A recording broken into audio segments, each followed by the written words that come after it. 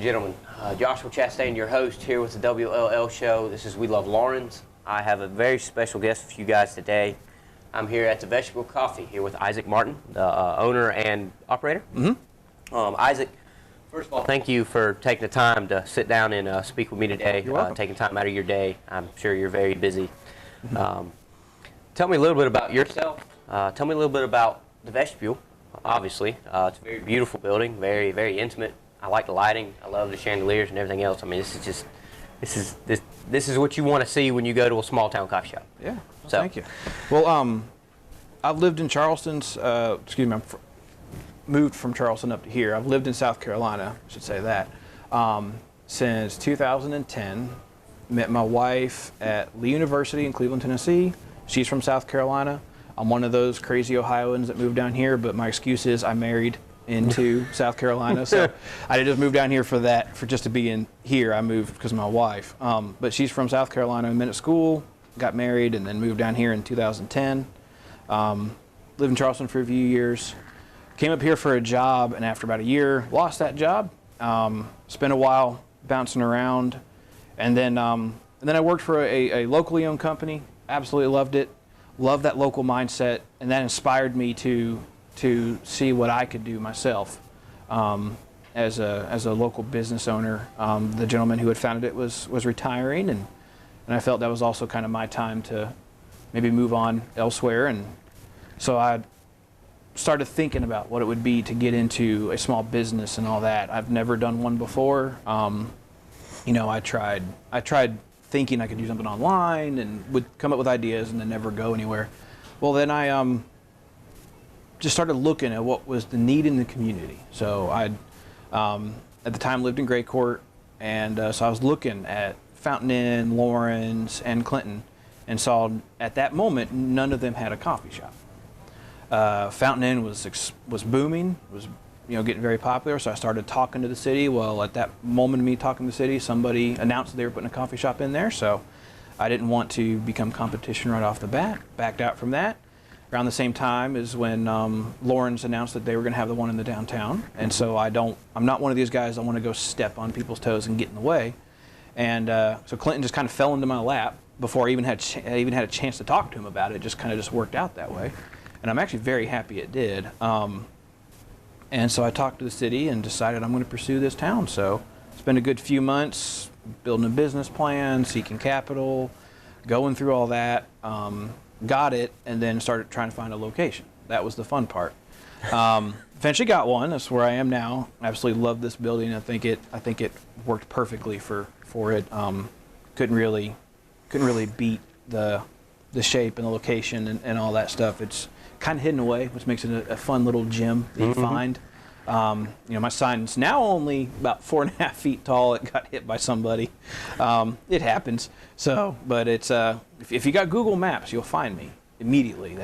You type in vestibule or coffee, or some people have told me on Google that they'll search Starbucks and find me even. Wow. And so I'll take that. Oh yeah, definitely. So that works out. But opened up in March of 2018. March 1st, 2018.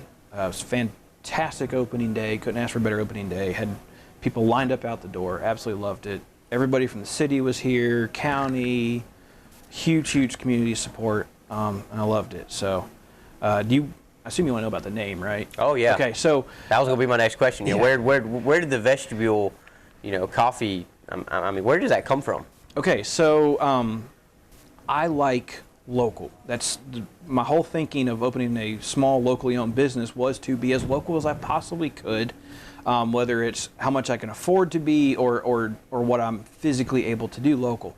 And one of the first things I wanted to do was have a name that was specific to the community I was opening up in. I tried to go specific to Clinton, and I succeeded.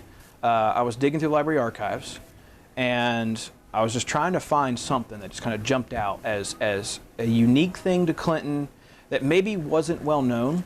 And I wasn't going to try to take the last name of somebody that was famous in Clinton or anything. I felt like that could be pushing too many boundaries. And I didn't want to disrespect anybody on accident. Well, looking through the library archives one day, found an interview the Clinton Chronicle had done, I believe it was in the 70s, of a gentleman, I forget his name, I apologize, who was, I guess, a young boy in the city of Clinton in the early 1920s. And in two sentences, he mentioned two different trains that ran through Clinton. One ran from Columbia up through Clinton. The other one ran from north to south right through Clinton on the Seaboard Airline. And it was a train that went up and down the eastern seaboard, eastern coast there. And he said the town folk had nicknamed it the Vestibule because it was connected train cars. Oh, okay. And so that's where I said, you know, that name sounds interesting, unique, different, and cool. And so I Googled it and found there's nothing with that name that has anything to do with coffee except for Paris, France. So I figured, hey, I'm good there. Exactly. I'll be a unique enough name. I don't have to worry about getting mixed up with things. And then, too, it was a local name. It was something connected to this town, and it's been fun explaining that to people because a lot of people don't know that history. That's a great story. I mean, it is. I mean, that's just that's history. That's small town history at its finest. Yeah. And some interesting fact I found out is I've had a couple of customers come in that said they were children in the 40s and they would ride that train and it still had that name then. Wow. So far my research has given me a 20-year window of the early 1920s through the 1940s where that nickname of that train stayed. I found a picture, but it's from 1910. So I don't know if that's the same train or not. Everything in that picture tells me it is because it is a connected train car. It's a bigger steam engine. But I haven't found anything record-wise, anything written down to tell me that that nickname of the Vestibule went back to 1910. If I do, or if I have somebody that says that they can confirm that for me, then I'll start putting that picture up. I'd love to do that one day. Oh, yeah. And kind of have like a plaque and show everybody the history. But that's where the name came from. And back on the local thing, I've been doing my hardest to try to have local products as much as I can.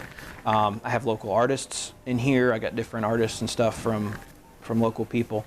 But my coffee is roasted in Travelers Rest, only an hour from here at the Leopard Forest Coffee Company. Well, at least you're keeping it within South Carolina. Yeah. At least. I mean, that already makes me feel a whole lot more, comfortable coming here and corresponding coffee. 'Cause, I mean, I've been here many times. Yeah. In the past, even before all of W.L.L. got started, I'd come in here and I'd get coffee, and I've seen you before. I've seen your employees and everything, and it's just your coffee's just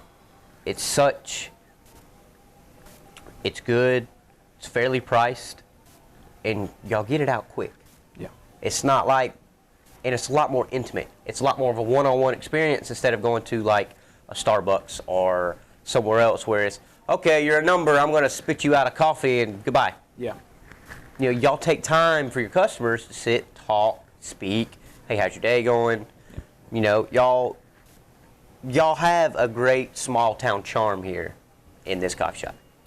And that's what we try our hardest to do. I'm a small locally owned business, and I want to live up to that expectation. My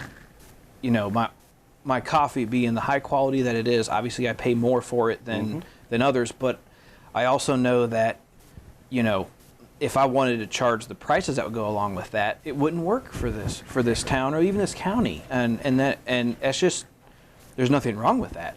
I knew that was a risk I was taking, but I was willing to take that risk because it was part of my business plan. It was like the third sentence of my business plan is I will be as local as I possibly can.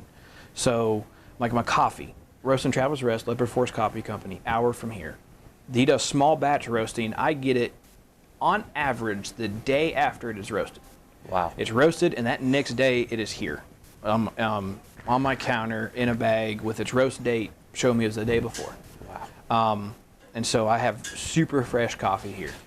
I can get any special flavor combinations, any blends. My roaster, his name is Adam Kelly. He is phenomenal to work with, and that's what I found too. Is it's a whole lot easier to work with other local small businesses than it is to work with a big company that you got to go through some order form online. I can just text Adam sometimes, be like, "Hey, I'm running low on this. Can you get me about 10 pounds of it out?" He'll have it up just like that. Just the great part about being a local business, working with other local businesses. I love it, exactly. I also have, all my chai it's called Appalachia chai. It comes from Black Mountain, North Carolina. Again, I try to keep it local. Some things I can have within the state. Others I have to search outside. But when I first opened, I had a chai that was made in, I think it was Missouri. It was a good chai, but then I found Appalachia chai and decided, no, that's more local. So I went with them. My milk I get from the Southeast. That's one of the only things that I can say is not from a local dairy. I wish it could be, but the prices for that are too high. And it's nothing against the dairy farmers in any way. I myself would not be able to afford that. Oh, and yeah. I don't want to set up a contract with a dairy farmer and then have to cancel it because I'm running myself out of business. So I do get it from Ingalls. I get my milk through Ingalls, which they get their dairy throughout the Southeast. And I think that's a lot better than going through a bigger box store and everything as much as I can. Because that's the only thing that I don't technically have that is 100, you can call like local. My honey is local. It's Diamond D Farms. All my honey comes from there. Honey I use behind the counter as much as the honey I sell out on the shelf. It's the same place. And I even get my syrups from a small business out of Georgia. I use Monin syrups, which is a very good flavor and not super sweet, coffee flavors and stuff. And I get those out of Georgia from a small business I also bought my special espresso machine from. And like I said, I try my hardest. I can't always understand that. I can't always do that. I wish I could. I would love to one day to be able to list off every single thing in here being as local as it could possibly be, given where it's manufactured or whatever. I'm trying to make sure there's nothing else that I just didn't forget. Let me ask you this. Yeah. When you started this, what was the biggest hurdle you had to get over when you moved into said location and everything else? What was the biggest bump in the road, per se, that really caused, like, oh no, what am I going to do? Yeah. It's funny. You would think it would be like, oh, I had to overcome, this license or this other thing. And in reality, it's actually become I'm trying to think of the best word. So when I first opened, I was slammed with business for 3 months straight. Wow. For 3 months, it was great. I was doing a phenomenal amount of business per day. I had employees. We were constantly working. It was that first summer of 2018, when college let out, students had all left, and then things had slowed down a little bit. And I understood going into this county specifically and into Clinton that in the summer everything slows down and that's normal. But I just felt like there hasn't been as much of a pickup as there was when I first opened, and I understood that's the excitement. Yeah. And I think our biggest hurdle has been everybody was really excited when we first opened. We got a lot of consistent customers out of it, but just the excitement of a new place just wore off. And now the mindset seems to be, the coffee shop's there, and they love that I'm here, but then they're not coming as much. I completely understand. And it's one thing if you can't afford it. It's another, because I am a coffee shop. Okay, I understand. I'm selling you a $5 cup of coffee, as people put it. But I do my best to make that the best $5 cup of coffee you've ever bought in your life. It's the best cup of coffee I've ever had in my life, to be honest. Yeah, I try that, and I also try to compete with the fast food places by giving this is a small cup right here. I will a small regular drip brewed coffee, still locally roasted, is $2 even. That includes tax. That's me trying my hardest I'll take the hit. I pretty much don't make money off of that. It's just covering the cost of the coffee and the cup and the sleeve and any cream and sugar that you might put in it. But that's just me trying to be a place to where you would rather come here, spend $2 versus $1 at a fast food place with a drive-through. I understand I can't compete with a drive-through, but I try to make it fast. Well, that's that's just my personal opinion. I would rather come to, because you go into the big chain, the chain fast food restaurants, and it's the same thing. It's the same stuff. They get it from a big, they have a big contract with a big company. It's not local. They're not using locally based people. They're not using other small businesses for their business. They're looking to in, out. Whereas, yes, it may take you an extra minute to get their coffee out, but the thought behind that simple $2 cup of coffee is a lot more than if you go to a fast food restaurant. Yeah, exactly. And obviously, you pretty much answered two questions in one. When school's in, there is a little bit of a pickup, but not quite as much as you would want. There is. I try to keep an eye on my numbers as best I can. When school is in and when the weather's cold, it has to be both of those.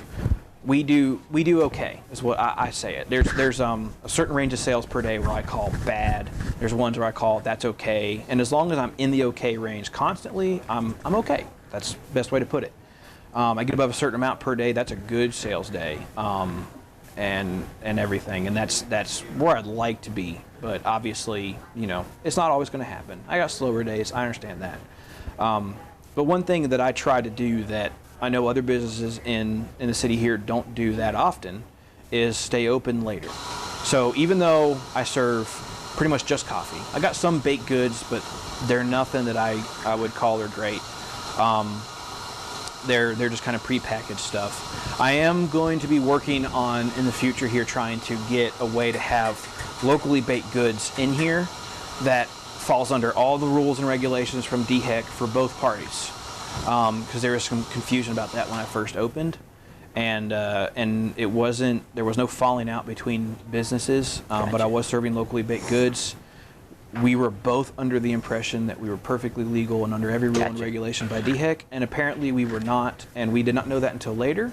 Once we found out, we both said we understand. We made sure we were good with DHEC, but we just can't do it right now. That's where we are. Like I said, there's no hard feelings against anybody. There's no fight. It just happened that way, and we're both upset that it did. But we can't fix it right now. In order for me to get a restaurant grade, I'd have to do so much to this little building. Oh, yeah. Just to have a restaurant grade, but I wouldn't be able to serve like restaurant food because I don't have room for a kitchen. Exactly. That's kind of a hurdle that I understand. But again, I try to make it really good coffee to make it worth coming here regardless. You know, back to food, like we have that, but our main thing is coffee. And I have teas too, it's in my name, Vestibule Coffee and Tea.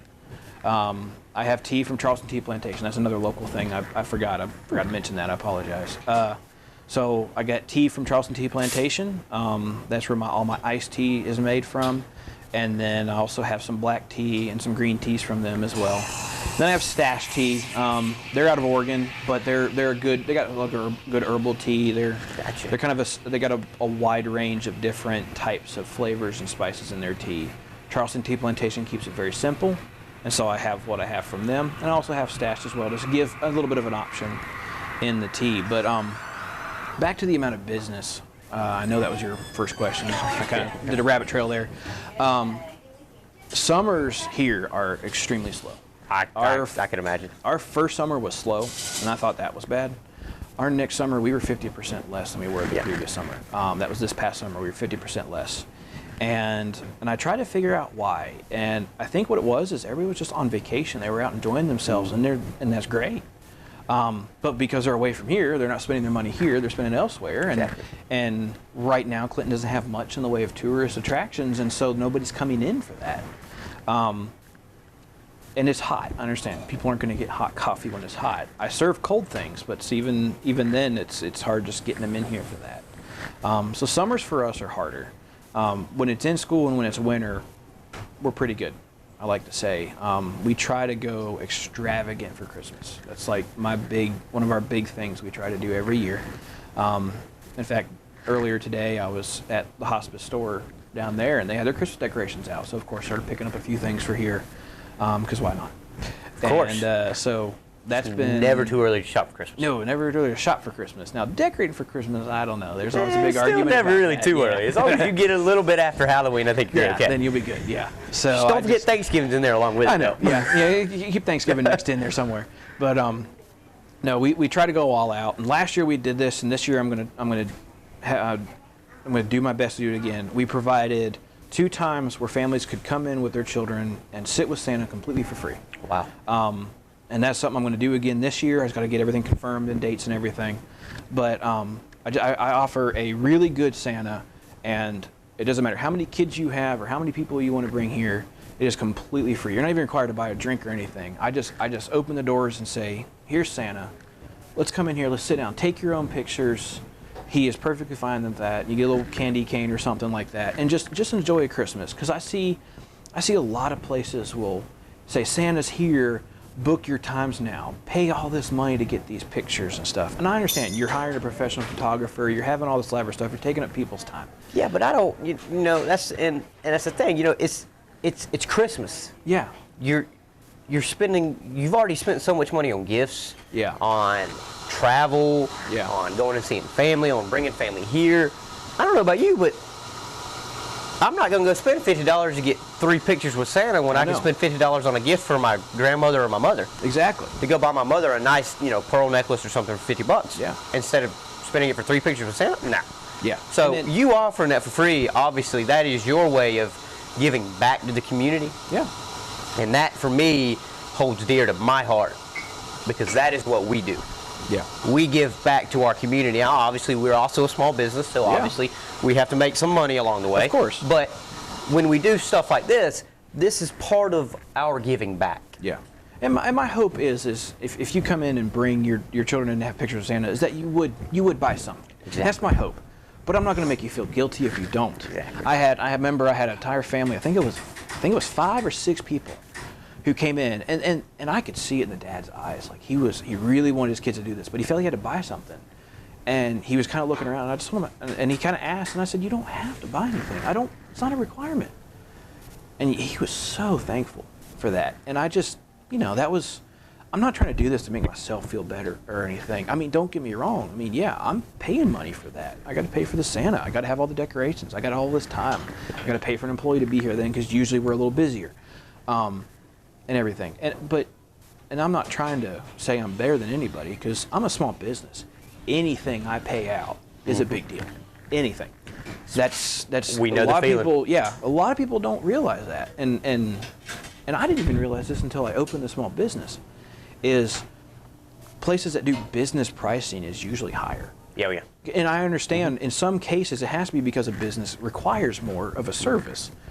But there's other times I don't understand why things are higher for businesses, because, you know, any small business I know of, especially if it is a small locally owned business that's not a franchise or anything like that, whoever owns that and operates that, they've sunk their entire life into that thing. Oh, yeah, that's their retirement, their yeah. future, that's their everything sunk It's into that everything to some one people.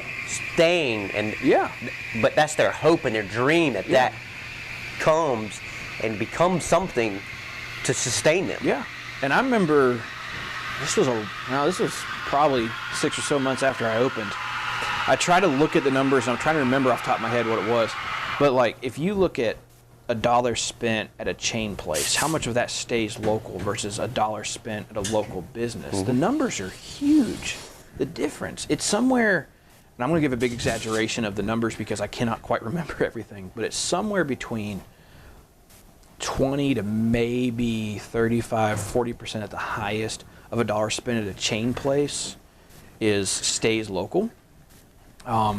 Whereas a local business, you're pushing 90% of that dollar. 90 cents of that dollar stays local in that community.